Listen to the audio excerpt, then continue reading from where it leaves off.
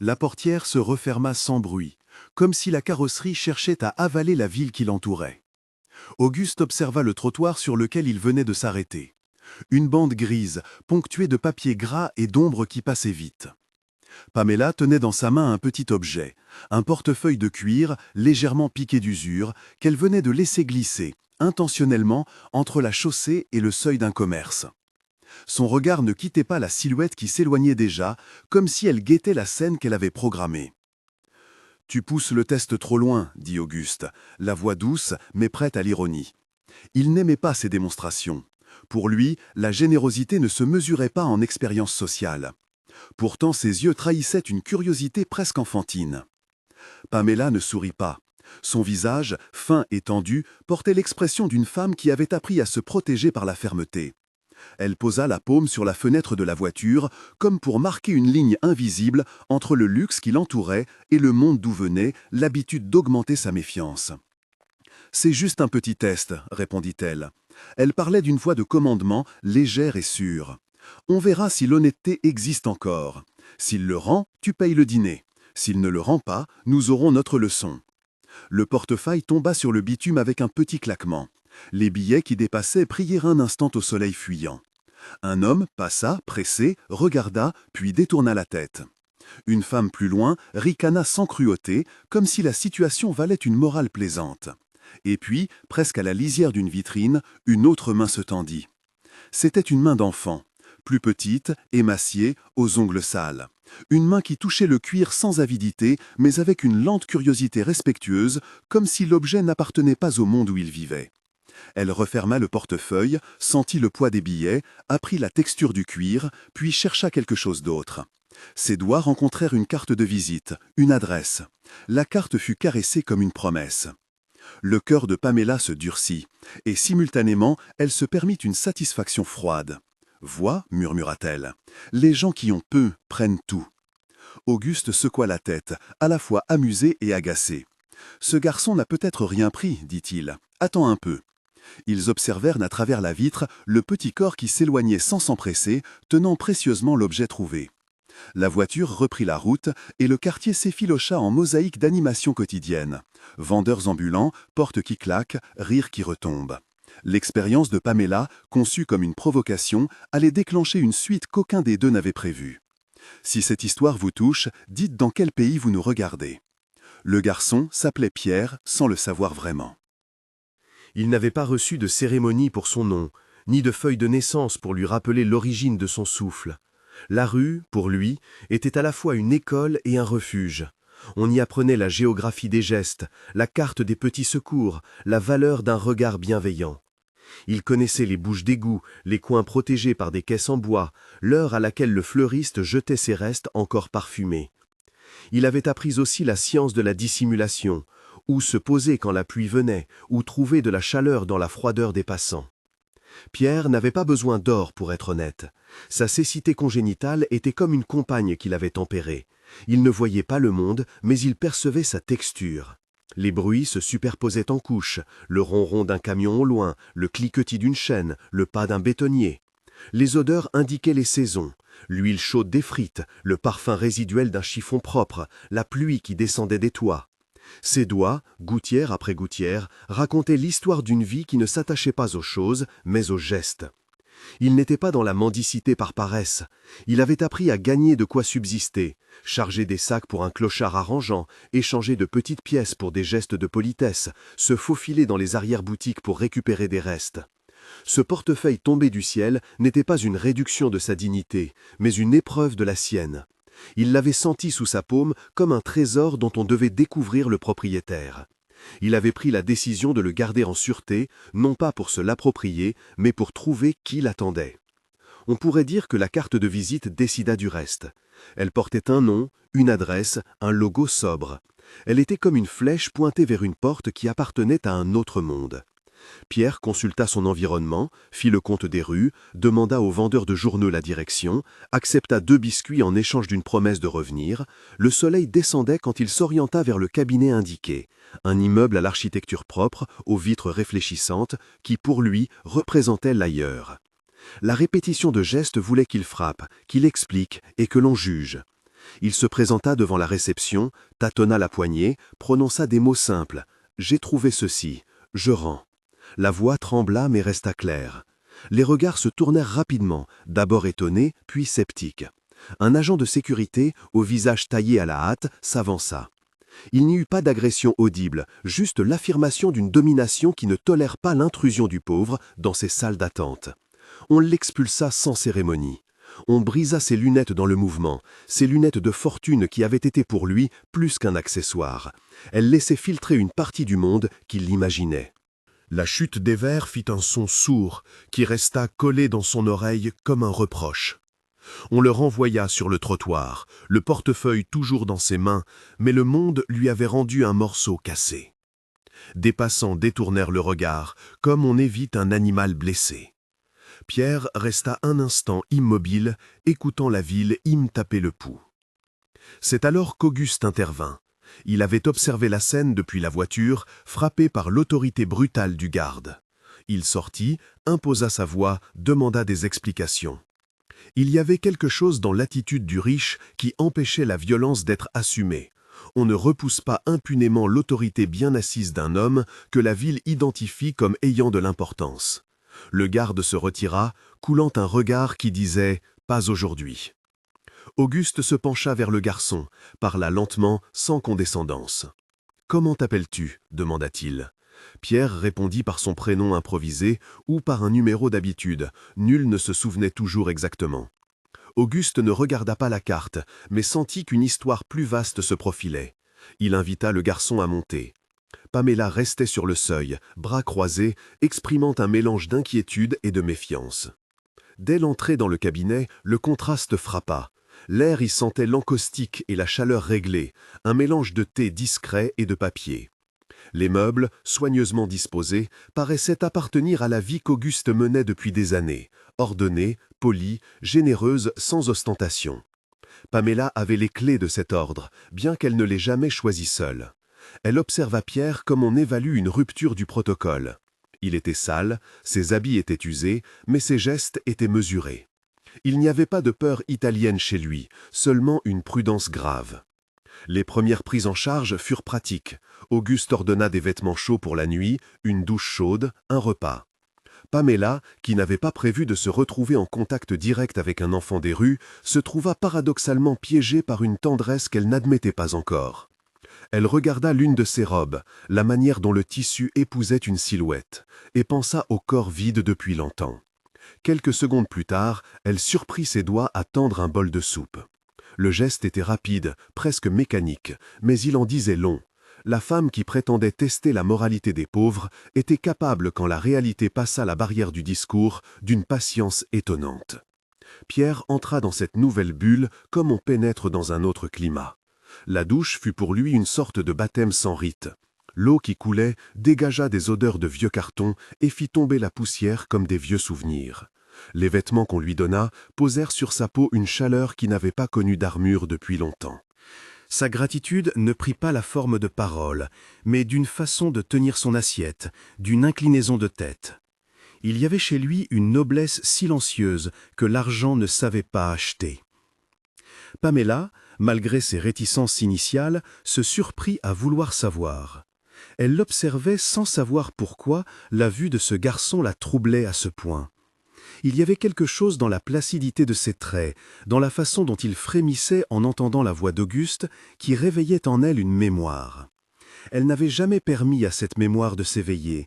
Elle l'avait recouverte d'obligations, de carrière, d'une autorité froide. Mais maintenant, la présence de cet enfant semblait ouvrir une porte qu'elle gardait fermée depuis longtemps. Pendant ce temps, l'histoire de Pierre glissa entre les mains de l'équipe du cabinet.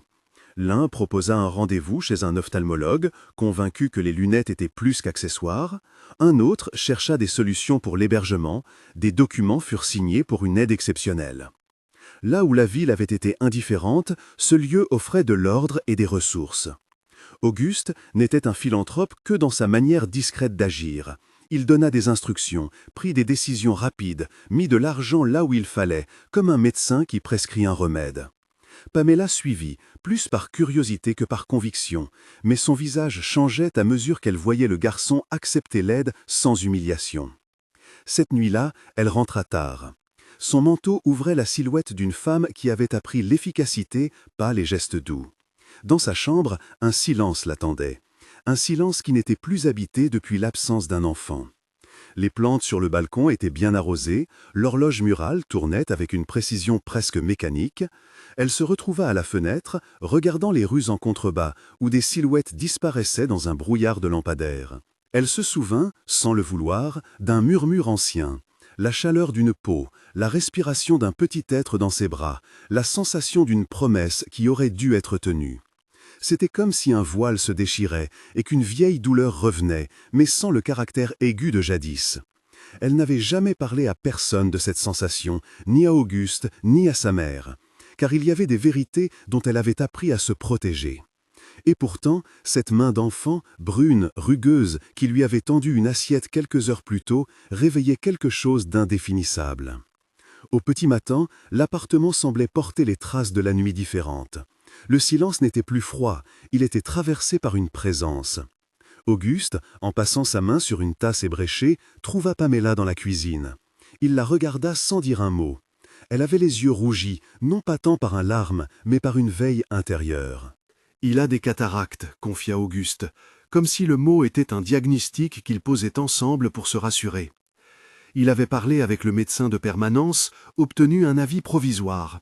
Les lentilles qu'il portait n'étaient pas seulement esthétiques, elles étaient le masque d'une handicapation congénitale. Il y avait, selon le praticien, une chance d'opérer. Le conditionnel pesait comme une promesse fragile. Pamela fit défiler un flot d'images, une salle d'accouchement, un cri qu'elle n'avait pas entendu, un berceau vide. Le monde reprit son poids ordinaire et pourtant une fissure s'ouvrit. Elle se surprit à imaginer cet enfant, un visage peut-être semblable à celui qu'elle voyait maintenant, un regard qui aurait dû être le sien. L'idée n'était pas encore pensée, seulement pressentie, comme un frisson qui court sur la peau. De petites choses firent converger l'étrange sensation en elle, la façon dont Pierre tenait sa fourchette, la position de sa mâchoire quand il souriait sans dents, la courbe d'une oreille. Autant d'indices esthétiques, insignifiants pris séparément, mais qui, assemblés, traçaient l'esquisse d'un portrait familier. Elle essaya de se convaincre que c'était la fatigue. Mais la mémoire, même en sommeil, est tenace. Elle travaille dans les détails et reprend souvent des morceaux d'images pour tisser un tout. Auguste, homme d'habitude généreuse, ne pressait pas. Il voyait avec la clarté de celui qui sait qu'un secret mal posé peut exploser les êtres. Il la laissait regarder, sentir, doutant que l'évidence vînt si vite. Il proposa une visite chez un ophtalmologiste qu'il connaissait, non pas comme une réponse à une prophétie, mais comme un geste pratique. C'était l'accomplissement de son tempérament, agir pour réduire l'urgence. Le médecin qui les reçut avait la douceur des gens qui compatissent par métier. Il examina Pierre avec des gestes précis, sans promesse. « Nous parlons d'une cataracte congénitale », dit-il à voix basse, sans dramatiser. « Techniquement opérable, oui. La chirurgie comporte toujours des limites. Nous pouvons enlever l'opacité et, dans de nombreux cas, améliorer la vision. Mais il faut être réaliste sur le processus de récupération. » Il posa des questions simples, expliqua des étapes, parla de risques minimisés. Sa confiance n'était pas absolue, elle reposait sur des statistiques, des expériences, des cas où la main humaine avait su recoller des fenêtres sur le monde. Pour Pierre, l'hôpital fut une autre découverte, le bruit des machines, l'odeur antiseptique, la manière de s'allonger sur une table et d'attendre. Il accepta les regards et les manipulations sans plainte, comme s'il considérait le geste médical comme une nouvelle chance, pas un miracle promis. Après l'examen, on programma une série d'analyses et d'un rendez-vous opératoire possible. Auguste prit les mesures financières, réglant sans heurte ce que la fragilité du garçon demandait. Pamela signa, sans tout à fait comprendre pourquoi ses mains tremblaient. Entre les rendez-vous et les démarches, la maison s'ouvrit peu à peu. Pierre apprit des reflets, comment poser sa main dans la sienne pour se rassurer, comment suivre le son d'une voix pour en apprendre le visage. Il prit l'habitude d'une chambre à l'étage, d'un lit réel, d'une couverture qui ne grattait pas. La profondeur des gestes qui l'entouraient, la routine d'un bain, le frottement d'un pyjama propre, nourrissaient chez lui une confiance qu'il n'avait jamais connue. Il n'abandonna pas sa réserve d'enfant des rues, mais il échangea la peur pour une curiosité qui souriait aux petits riens. Pamela commença à l'observer sous une lumière différente. Les murs matinaux de son appartement semblaient plus chaleureux qu'auparavant, la table encore tiède après un petit déjeuner improvisé, la chaise où il s'asseyait bruyamment pour trouver sa place. Elle lui lisait parfois, d'abord par politesse, puis de manière plus attentive, une histoire de mer, de bateaux et de ports. Les mots retombaient sur Pierre comme des cailloux qui font des ronds dans l'eau. Il les écoutait, les goûtait, puis se tenait, plus calme. Il y avait dans l'attention de Pamela un commencement de tendresse, maladroite, qui cherchait sa place derrière l'armure. Pourtant, la présence de Pierre réveilla aussi des fissures que Pamela n'avait su refermer.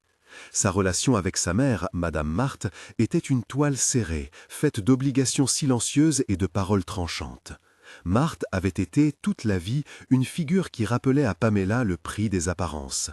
Elle avait imposé des règles, sculpté le sens de l'honneur et parfois poussé vers des décisions que le cœur ne voudrait pas. L'ombre de sa mère planait dans certaines phrases que Pamela gardait pour elle, comme une souveraineté qui avait parfois transformé l'amour en stratégie. Le soir, Marthe téléphona.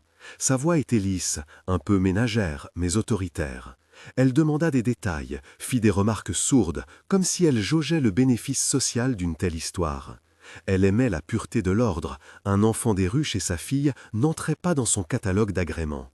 Pamela sentit la résistance maternelle s'élever comme une barrière qui réclame conformité. Elle sut qu'une tempête se préparait, ou, selon sa manière de penser, la nécessité d'un choix qui trancherait la relation avec sa mère et définirait la suite de sa propre vie. Dans la chambre où Pierre dormait maintenant, la nuit tombée, Pamela s'immobilisa devant la porte. Elle n'osait pas regarder directement son visage, préférant l'idée qu'elle s'en faisait. Elle se souvint qu'avec une précision presque douloureuse d'un berceau laissé vide. Elle se remémora la culpabilité lente, celle qui ne s'exprime pas en mots mais qui ronge à l'intérieur. Les images bougeaient dans sa tête. Un visage d'enfant flou, que le temps n'avait pas fixé. Des mains qui ne l'avaient pas consolée au moment voulu. Elle n'avait pas parlé de cette perte. La société n'avait pas permis une place au deuil qui ne porte pas de titre officiel. Et maintenant, un garçon, avec des lunettes brisées et des gestes prudents, s'installait dans son quotidien. Le matin suivant, elle prit une décision qui la surprit. Elle alla dans la chambre, s'agenouilla près du lit et posa la main sur la sienne. La peau de Pierre était encore chaude du sommeil. Il ouvrit les yeux, ou du moins, il chercha la lumière avec son visage. « Bonjour », dit-elle, comme si elle disait une prière. Il répondit d'un sourire qui n'était ni plein, ni vide, mais juste l'ouverture d'une porte. Pamela sentit quelque chose comme un serrage, non pas une joie explosive, mais la reconnaissance d'une invitation. Elle réalisa qu'elle ne pouvait plus faire comme si le passé avait résisté à la présence d'un possible avenir. La suite de la journée fut une succession d'actes concrets. Appeler un institut pour qualifier l'opération, s'assurer d'une chambre pour quelques semaines, parler à un avocat conseil pour régulariser l'accompagnement. Auguste participa comme s'il était le capitaine d'une embarcation qui prend l'eau et qui, pourtant, garde la main ferme. Il organisa tout, sans présumer des conséquences morales ou psychologiques. Il aimait régler le présent, il détestait les hésitations. Pour Pierre, la vie prit la forme d'un apprentissage. On lui expliqua qu'il devait se rendre au laboratoire pour des analyses, se soumettre à des examens, apprendre à marcher dans un monde où le toucher suffisait à peine. Il fallut lui apprendre la routine d'une chambre à l'hôtel, à repérer le mobilier, à connaître les sons qui donnaient l'heure. À chaque petit gain, il lançait un sourire qui ressemblait à une victoire minuscule mais solide. Dans une enveloppe scellée reçue quelques jours plus tard, Pamela trouva une vieille photographie. Ce n'était pas un hasard, on lui remit sans qu'elle sache pourquoi un album de famille oublié dans un coffre. Elle le feuilleta vite, comme si l'image pouvait parler à voix haute. Un petit garçon sur une photo la regardait avec une ressemblance que la mémoire ne devrait pas reconnaître si vite. La même courbe de menton, la même forme d'arc des lèvres, un pli discret sur le front. Elle laissa la photo glisser de ses mains et resta immobile, incapable d'avouer même à elle-même l'arrivée d'une pensée. Et si? Elle n'en parla à personne. Le mot « fils » restait enfermé, chargé d'une promesse et d'un mensonge. Mais la visibilité de ressemblance planta une graine. Chaque geste de Pierre ramenait un fragment de cette hypothèse qui jusqu'alors n'avait que l'odeur d'une rumeur. Un soir, alors que le foyer semblait trouver sa nouvelle respiration, l'un des employés du cabinet fit une remarque imprudente. Vous savez, madame, il y a des dossiers anciens, un enfant perdu. La phrase pendit dans l'air comme une chandelle vacillante. Pamela sentit l'appel des vieux dossiers, ceux qui parlent des années passées. Elle comprit que les réponses, si elles existaient, se trouvaient peut-être parmi des papiers jaunis. Mais Auguste ferma la conversation d'un simple geste, une main sur la table, un regard qui laissait entendre que l'on n'ouvrirait pas de tiroir sans nécessité. Pourtant, le destin a parfois la patience des gouttes d'eau qui percent la pierre. Les ressemblances continuèrent de s'accumuler, une expression faciale, une façon de pencher la tête, un projet de phrase au bout des lèvres. Pamela sentit la pression monter, pas un ouragan, mais une tension douce qui réclamait une décision. La nuit précédant le premier examen ophtalmologique programmé, elle trouva un carnet dans le tiroir de sa mère, par hasard ou peut-être par fatalisme. C'était un carnet vieux, à la reliure usée, qui contenait des bribes de notes, des dates, des noms, des passages griffonnés à la hâte. Elle eut le réflexe de le lire clandestinement, comme on lit un livre qui n'appartient pas à nous, mais qui pourtant contient une clé. Les phrases étaient courtes, souvent sèches, parfois presque impitoyables. Elle referma le carnet, l'estomac noué. Il n'y avait pas une confession pleine, seulement des allusions, mais suffisant pour réveiller un cyclone d'émotions qu'elle n'attendait plus. Le jour de l'examen arriva. Le couloir de l'hôpital exhalait une odeur d'antiseptique, de brochures en papier glacé et de fleurs fanées. Des familles attendaient, des enfants couraient, des discussions feutrées se tenaient à voix basse. Pamela prit la main de Pierre pendant les préparatifs. C'était un geste simple, presque incongru pour elle, mais le contact fit l'effet d'une encre. Il se rassura à son tour, tenant sa main comme on tient un fil. La machine fut froide, les lumières se penchèrent. Le médecin répétait que, s'il n'y avait pas de garantie, il y avait des raisons d'espérer. Pamela, le regard fixé sur la porte, sentit une émotion profonde sans nom. Pas une joie totale, pas une douleur entière, mais la compréhension que, pour la première fois depuis longtemps, sa vie pouvait changer de sens. Et dans cette attente, un couloir de possibilités se déroulait. L'enfant venait d'un monde qu'elle avait renié, et simultanément, il ressemblait à un visage qu'elle avait aimé et perdu. Le vertige de cette proximité donnait la nausée. La caméra de la vie, si l'on veut, se posa sur ce moment précis. La main d'une femme fine serrant celle d'un garçon qui n'a pas connu la sécurité, deux respirations qui se synchronisent, et dehors, la ville qui continue d'être indifférente. On pouvait sentir, comme un premier grondement lointain, que les questions n'attendaient pas seulement des réponses techniques, elles demandaient des actes moraux, des choix de loyauté. Et puis vint, entre deux gestes administratifs, un frisson nouveau, une carte d'hospitalité, une adresse inconnue, un nom ancien sur une enveloppe. Quelque chose allait se terminer et quelque chose d'autre commencer. La nuit cachait encore des pages à tourner, des secrets à dérouler.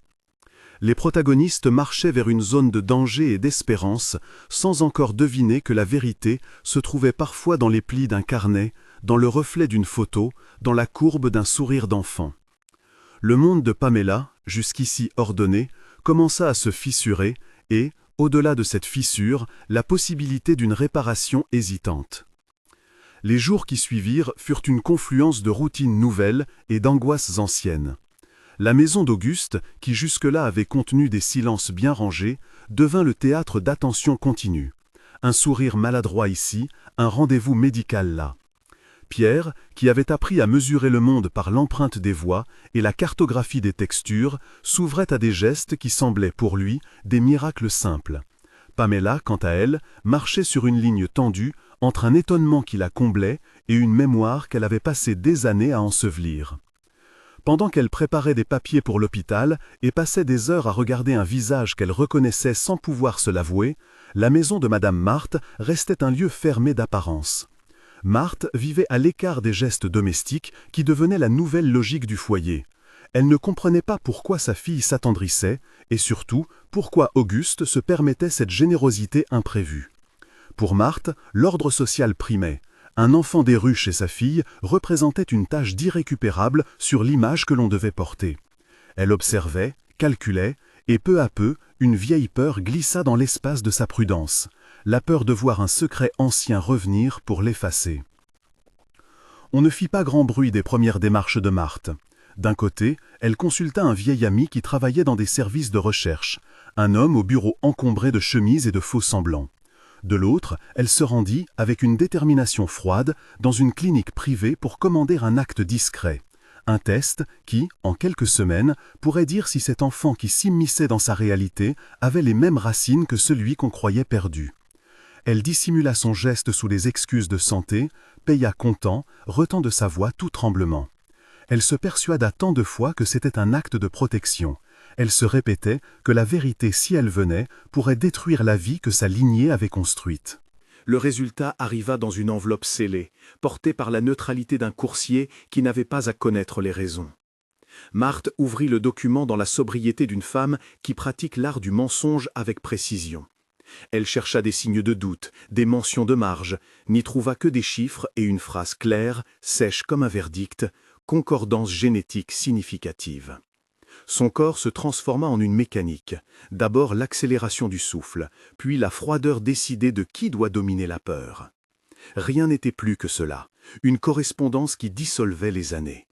Le garçon des rues, le petit qui avait rendu un portefeuille et qui maintenant recevait des soins, était bien l'enfant qu'elle avait cru disparu.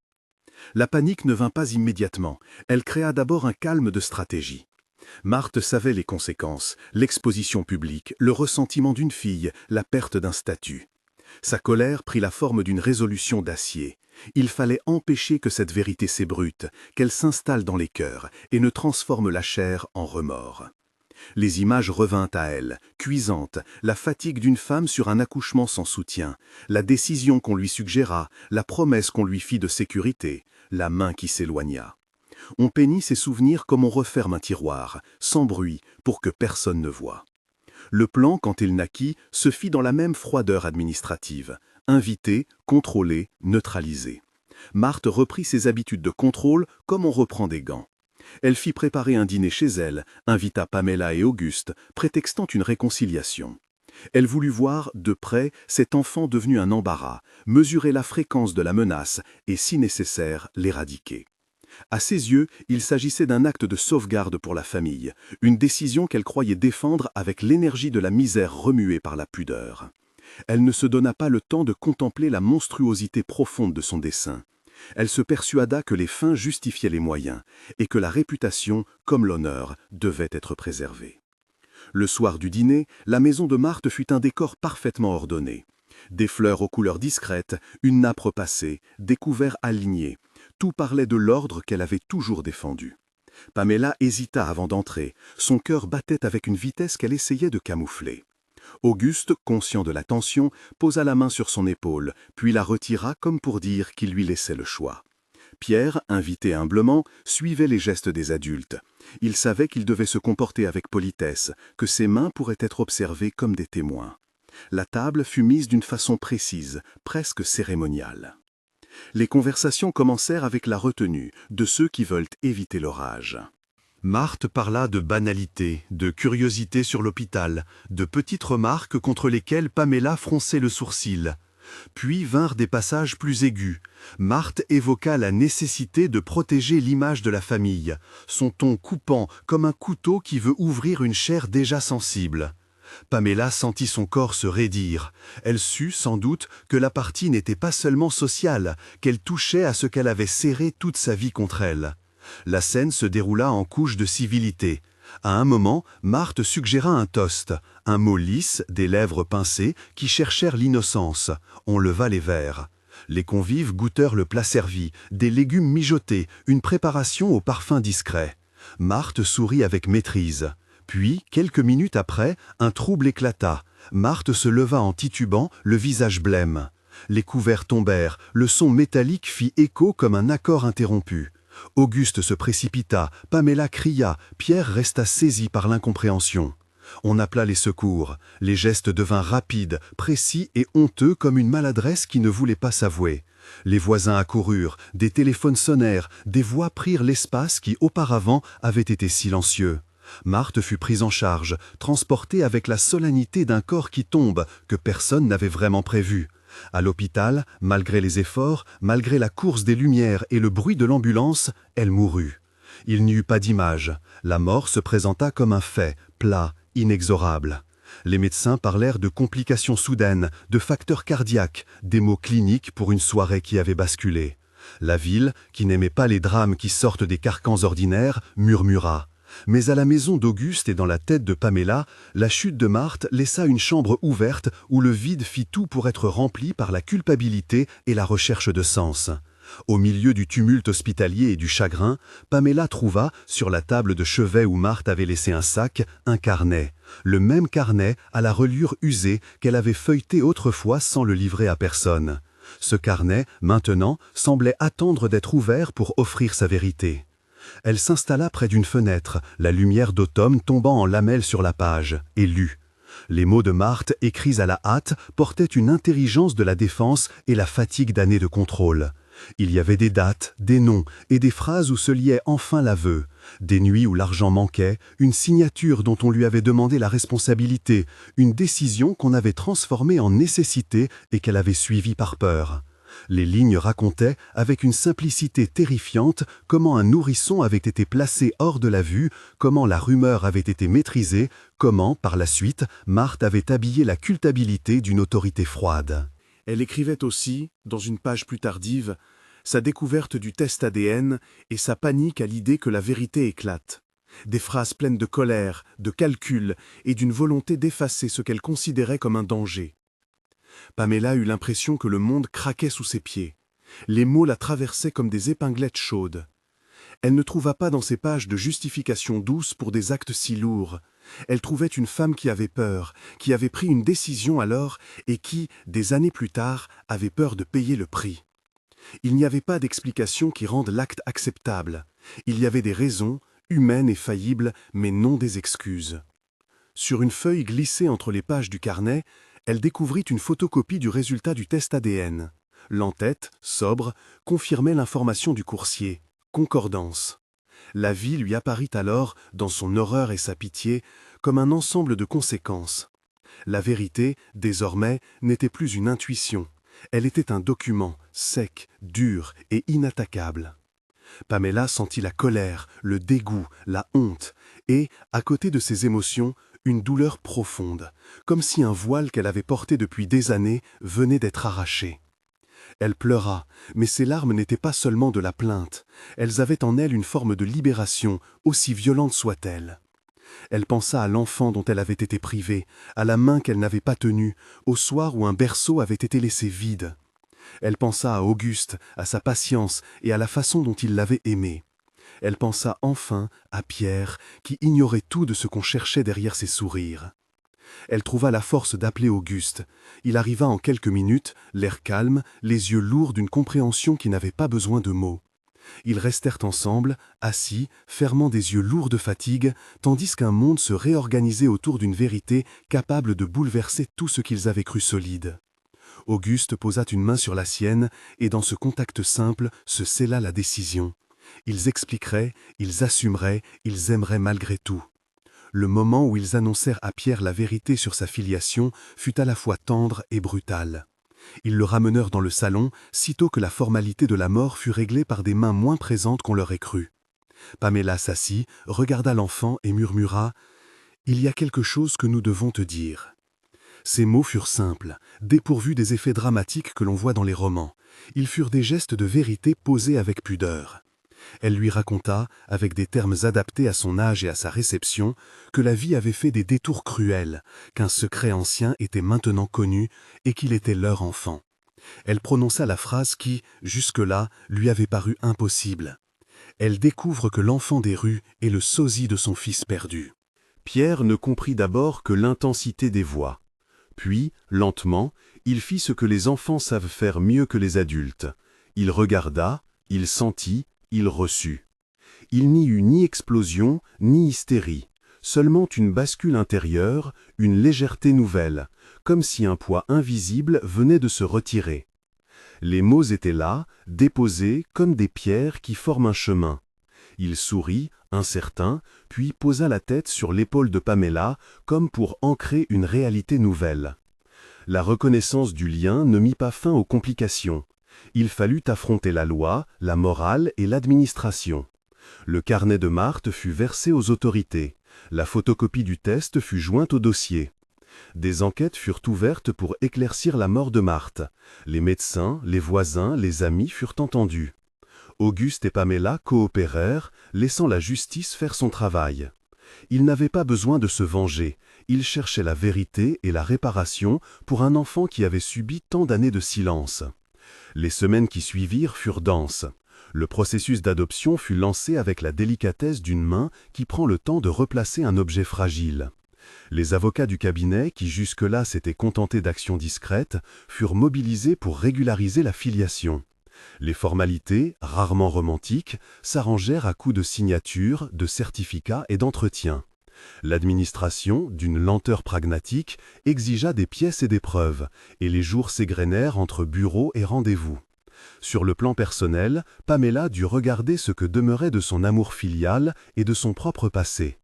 Elle visita la tombe de sa mère, non pour rendre un culte à ce qui avait été commis, mais pour faire face au fait d'une vie humaine qui venait de s'éteindre, porteuse de fautes et de peines. Elle pleura la femme qui l'avait élevée et la femme qui avait commis des actes répréhensibles.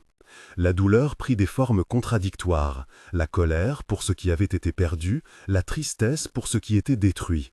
Peu à peu, elle accepta que la culpabilité et le pardon puissent coexister sans s'annuler mutuellement. Au milieu de tout cela, il y eut l'opération. L'équipe médicale, prudente dans ses paroles, répéta que l'intervention était réaliste, qu'il y avait des chances solides d'amélioration, mais que la récupération dépendrait de plusieurs facteurs. Pierre entra au bloc dans la confiance et le courage d'un enfant qui croit aux gestes bienfaisants. Pamela et Auguste attendirent dans une salle aux murs neutres, vivant chaque minute comme un éternel battement. Quand l'opération se termina, le chirurgien vint leur parler avec la même honnêteté. La chirurgie s'était bien passée, l'opacité avait été retirée en grande partie, mais la vision ne reviendrait pas comme on allume une lampe. Il faudrait du temps, de la rééducation, des examens. On ne promettait pas un miracle, on offrait des probabilités fondées. Les jours de convalescence furent un apprentissage à hauteur d'enfance. Les premières impressions visuelles de Pierre furent décrites par lui comme des éclats. Une fenêtre trop lumineuse, des formes nouvelles, la couleur d'un pull, la façon dont le visage d'Auguste s'animait. Au début, il voyait des luminosités, des ombres qui jouaient. Il apprit ensuite à nommer des contours, puis des visages. Le premier moment où il reconnut Pamela fut un instant qui n'appartient qu'aux histoires vraies.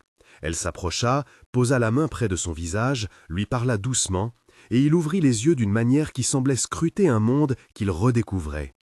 Il trouva d'abord la silhouette, puis le sourire, puis les traits. Et quand il sourit en retour, quelque chose d'irrémédiable se scella dans leur vie. La formalisation de l'adoption fut un moment de solennité simple. Ils allèrent au tribunal, firent les déclarations nécessaires, signèrent des documents qui transformaient le lien affectif en reconnaissance juridique. Le juge, sobre, prononça la phrase qui inscrivait définitivement le garçon au nom d'Auguste et de Pamela. Les larmes vinrent à certains, la main fut posée sur l'épaule de l'autre, et le mot « famille » eut enfin une forme administrative qui confirmait ce qu'ils vivaient déjà. La reconstruction ne s'arrêta pas à la maison. Pamela sentit, avec une force nouvelle, que son histoire personnelle, marquée par l'absence imposée et l'aveuglement des autres, devait se transformer en action. Elle pensa aux enfants qui, comme Pierre, parcouraient les rues sans secours, aux mères qui prenaient des décisions sous la dictature de la peur, aux réseaux d'abandon qui naissent souvent dans le silence. Elle n'ignora jamais que son privilège ne faisait pas d'elle une sainte. Elle voulut cependant faire de sa chance un levier. Avec Auguste, ils transformèrent une partie des ressources du cabinet en une fondation. Pamela la baptisa d'un nom simple, sans prétention, un nom qui parlait d'accueil et de regard. L'ONG naquit d'une décision pratique, fournir des consultations ophtalmologiques gratuites pour les enfants des quartiers les plus démunis, offrir un suivi psychologique aux familles brisées, relayer des actions de réinsertion. Ils embauchèrent des travailleurs sociaux, nouèrent des partenariats avec des institutions médicales et ouvrirent les portes d'un petit centre d'accueil. Pierre participa à l'élan, non comme une mascotte, mais comme un symbole vivant d'une cause qui prenait forme. La création de cette structure fut un lent tissage d'efforts, d'erreurs et d'enseignements. Pamela apprit, à travers les réunions, à écouter davantage qu'à ordonner. Elle fit preuve d'une humilité acquise à la force des révélations et des remords. Auguste, fidèle à sa manière d'agir, fournissait les moyens matériels et veillait à la viabilité du projet. Ils rencontrèrent des bénévoles, Des éducateurs, des mères qui racontaient des histoires semblables à la sienne, et chaque témoignage fit naître un élan de responsabilité. Les saisons passèrent. Pierre, maintenant inscrit à l'école, apprit la géographie plus vaste du monde, les lettres, les chiffres, la façon dont les autres le regardaient. Parfois, il rencontra des difficultés, des regards qui l'interrogeaient sur ses origines, des questions d'identité que l'on ne choisit pas. Mais il trouva également des amis, un instituteur patient, un lieu où l'on pouvait poser ses doutes. L'opération, qui avait rendu la lumière dans une mesure réelle, permit une vie différente. Il jouait au ballon, apprit à lire les panneaux, reconnut le visage d'une mère qui pleurait encore parfois, mais qui apprenait à demander pardon. Pamela continua de porter en elle les cicatrices d'un passé qui l'avait transformée. Elle visitait parfois la tombe de Marthe, non pour excuser, mais pour reconnaître la complexité de l'humain. Elle expliqua à Pierre, à mesure qu'il grandissait, ce qu'était la mémoire des adultes, la lourdeur des décisions prises sous contrainte et l'importance de la vérité. Elle ne chercha pas à effacer la faute, mais à en tirer matière pour éduquer, pour cultiver la vigilance contre la peur qui pousse à des choix inhumains. Le centre qu'elle créa s'installa dans un quartier où la rue était quotidienne, parmi des enfants qui découvraient qu'on pouvait s'occuper de leurs yeux et aussi de leur histoire. L'équipe organisa des campagnes de dépistage, des ateliers pour apprendre aux parents les droits de l'enfant, des cours pour aider les jeunes à reprendre une trajectoire. La fondation n'effaça pas la misère du monde, mais elle offrit des ponts, des mains tendues, des opportunités.